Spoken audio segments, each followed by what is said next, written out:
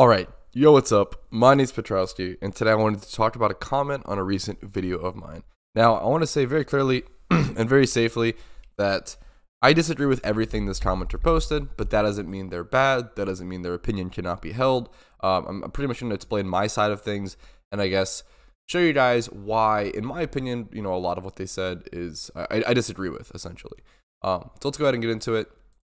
First things first, this commenter says, unpopular opinion, using an encounter counter just makes you more upset when a shiny doesn't appear when it's supposed to. So first of all, I heavily understand where this person is coming from when they say this, and I totally agree. I think that if you allow yourself to get caught into that mentality, it's a really bad thing. We'll talk about that in more detail in a quick sec. Your chances do not go up the longer you grind something. Yes, of course, I don't think an encounter counter encourages that behavior, but we'll keep going with that. Thinking that it does is known as gambler's fallacy, or the fallacy of maturity of chances. Google it for the details. I think the Google it for the details comes off as pretty pretentious here. I think many people, most people probably know about gambler's fallacy. I feel like gambler's fallacy is one of those things that once you learn about it for the first time, you go and try to tell everybody about it and act all smart. It kind of bothers me. I don't like that, but anyway, moving on. But basically, your lizard brain sees some chance and then decides after so many negative results, a positive result is due. Yes, that is correct. Okay, let's go ahead and jump into this. So, if you consider the three scenarios of using a counter when shiny hunting, you can almost see it's basically useless and most harmful to your morale. Now, obviously, I'm biased. I like using an encounter counter. I didn't use an encounter counter for, I want to say, 7 years playing this game, but that was mostly because encounter counters didn't exist, and I'll explain why, and we'll get into more details. So, situation number one that commenter arises is you get the shiny early. This means the encounter counter served no purpose, and you got it before the average. Saying it served no purpose here is frustrating. I feel like a more charitable approach or a more charitable response would be you actually feel lucky. I feel like most people, when they get a shiny really early, if they get a shiny at 6K encounters, 5K encounters, they're like, wow, that's incredible. For me personally, when I get a shiny at 6K encounters, I think to myself, you know what? If I get a shiny at 40K or 50K encounters the next time, it makes sense, And even if you don't, it makes sense, right? I understand where he's coming from. I think he's worried about the entitlement of shinies, but I would argue that having an encounter counter actually fights off the entitlement of shinies more. Essentially, whenever you have an encounter counter, you don't feel like you deserve that shiny, quote unquote, until 30K, and you should never feel like you deserve a shiny. That is a huge issue, and I understand where he's coming from, where he's saying that having an encounter counter installed or using an encounter counter makes you feel like you deserve it more once you reach that 30K, and I get that. I do get that. I think it's a fair concern, but I would argue that it is far more likely, and it happens far more often, and I've talked about this on stream, where people don't have an encounter counter installed, and they complete all the storylines, and they have like 150 to 200 hours of playtime. And playtime, in my opinion, is the biggest entitlement in terms of shinies. People will have 200 hours of playtime, but most of that playtime is spent battling trainers, doing the storyline, making Pokein, doing gym runs, etc., etc. And me and my stream actually calculated this out a while back. You'll actually only get, on average, and this is if you're using Sweet Sense to XP level and train your Pokemon during the storylines, on average, you'll get around 2,000 encounters, wild encounters, per storyline. So if it takes you, 100 to 200 hours to complete all the storylines, which is pretty average, it's pretty difficult, it takes a while of grinding and everything, and that's at like a slow pace, like a casual pace. You'll end up being at like 150 hours played, but with only like 8,000 encounters. And the shiny rate is obviously 1 out of 30K. And I think this really puts it into perspective for people. I can't tell you the amount of comments I've had with people being like, I've been shiny hunting for 7 hours, man, and I haven't had a shiny. Like, what's going on? And they don't realize, the average hours for the easiest shiny, if you're doing ×5 hordes like I am on screen near a PC, the average time, like the luckiest you'll get are usually is like 30K. On average, 30 hours. It's going to take you 30 hours on average for the easiest type of shiny.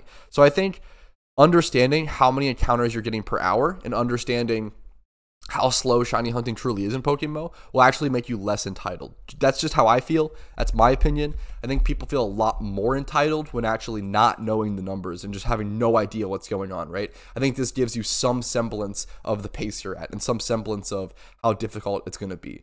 Let's go ahead and get into more points. So point number 2, you get the shiny almost exactly on average. This is highly unusual. I'm actually really surprised he said this. I don't know why he said this. This is totally incorrect. This is highly unusual result for a large number chance despite being the average. It is most likely, and I could be wrong, maybe a math expert will correct me in the comments, from my understanding, when it is the average, it is the most likely result for it to occur. Most of my shinies have been around the like 20k to 40k range. Like that's what I would call like close to average. So maybe he's like maybe he says almost exactly on average, so maybe he has like a 100, encounter range, but that's so uncharitable. I don't know why you would do that. But if you're saying like, hey, how many shinies occur between the 20,000 and 40,000 encounter mark? Most of them, a large majority, right? And I think that is like the 20,000 to 40,000 encounter mark. That's what I would consider like close to average, or like that's in like that average range, because obviously it's 10k give or take in between the actual average, which is 30,000, or the actual rate, which is 30,000. So I thought there's a lot of uncharitably going on here, a lot of uncharitable takes, which is really important discussion. You want to have the best opinion possible for your opponent, the best, the best take possible on the opposite side, and then fight against that. All right, scenario number 3. You get the shiny far past the average, or you never get it before you give up. This just demoralizes you. So I do agree with this. I think when people see the 50k number, or when people see the 60k number, I talk about this all the time. It's really important not to get a shiny entitlement just because you go over the rate. I think this is really bad mentality, and I encourage people to always avoid this. I've gone over rate many times, and you just what do you do? You just keep going, right? There's nothing you can do. No reason to complain about it. I will say, once you reach like 100k dry, whatever dry, that's when you reach points of being like, hey, this sucks, but what can you do? And you just keep going, right? I think once you reach 100k dry, you can have like some complaining rates, right? I myself have gone somewhere between 200 to 300,000 encounters dry on a shiny. I know what it's like to go dry. I know what it's like to be lucky. It took me it took me 8 years to get my first shiny in Pokemon. It was around 2,200 hours played, and it was a guesstimated around 200 to 300,000 encounters. Now, I've also gotten a very rare shiny in my shiny Shuckle in the Safari Zone and caught it at 106 encounters. So I've been very lucky, and I've been very not lucky. That's just what happens when you shiny hunt for 9 years, right? So I feel like I understand both ends of the spectrum quite well. My point of this is, I understand where he's coming from with point 3, but I would argue, once again, people get demoralized way sooner and way faster without the encounter counter. Shiny hunting without the encounter counter is what I call a fruitless grind. It's really important to understand with the encounter counter that you are never mathematically or statistically getting closer to that shiny. That is a fallacy, 100%.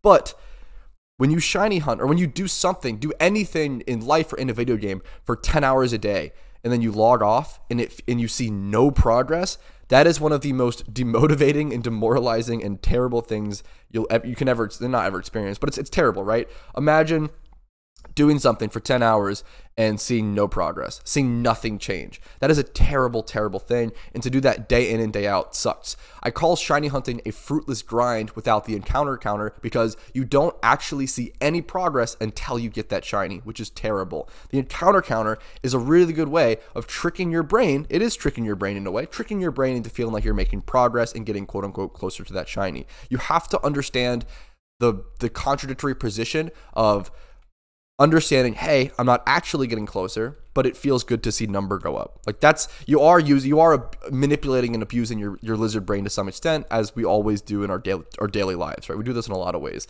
We also make our lizard brains think that we actually enjoy the taste of things like coffee, things that are bitter, right? Bitter is not a very naturally beloved taste for humans, but we kind of trick ourselves into enjoying it because we need to consume caffeine, or because we want to be accepted socially in social situations like coffee houses, et cetera, et cetera. Really good parallel here, but let's keep going on. TLDR, Encounter Counter is just chance heroin for your lizard brain and almost always leaves you worse off. I definitely disagree with this. I think it actually most of the time leaves you better off. Like I said, I think way more people give up on shiny hunting without the Encounter Counter versus people getting frustrated because they feel entitled towards that shiny, right? Like, I think the entitlement towards a shiny is way more common in those who don't use an Encounter Counter versus those who do, but it's almost like the lesser of evils, right? There's always going to be this mentality issue, but I understand where he's coming from, and I want to show as much understanding and empathy to this comment as possible because I totally get it. It frustrates me a lot as well when people reach like 50k encounters dry or 40k or I've seen even people get to 30k and then be like, man, where's my shiny? Like, what the heck? And if you feel this way, I have other videos explaining the actual like rate and the curve of how things play out and how I believe it's like a 60% chance or so to get your shiny by 30k encounters. It's not like, you know, that's how math works.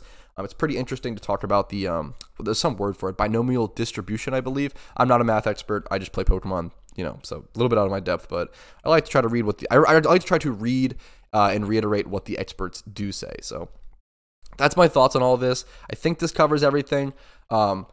I understand where the commenter is coming from. I disagree with pretty much everything he said. To some extent, I shouldn't say everything, because I do understand where he's coming from, and I do understand he's talking about the entitlement and the frustration of shiny hunting, but I think that is more prevalent when actually not using the Encounter Counter. I think the Encounter Counter will actually solve more entitlement than create it. Just my opinion.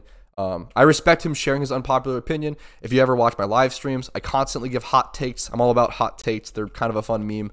Hot takes about food, shows, anime, whatever, your likes and interests. It's a good time. So if you want to see more hot takes, check out the live stream Monday through Thursday at 12 p.m. Eastern. If this video was enjoyable to you, helpful, or maybe even mildly entertaining, leave a like on it. Helps me out a ton. Subscribe to the channel for daily Pokemon content. Discord link is down below, and I appreciate you guys' time. Have a great day. You're crazy for watching me talk about an Encounter Counter in a niche Pokemon game for 12 minutes, but you're awesome for that as well. So have a great day. I'll see you guys later. Peace. Much love. Bye.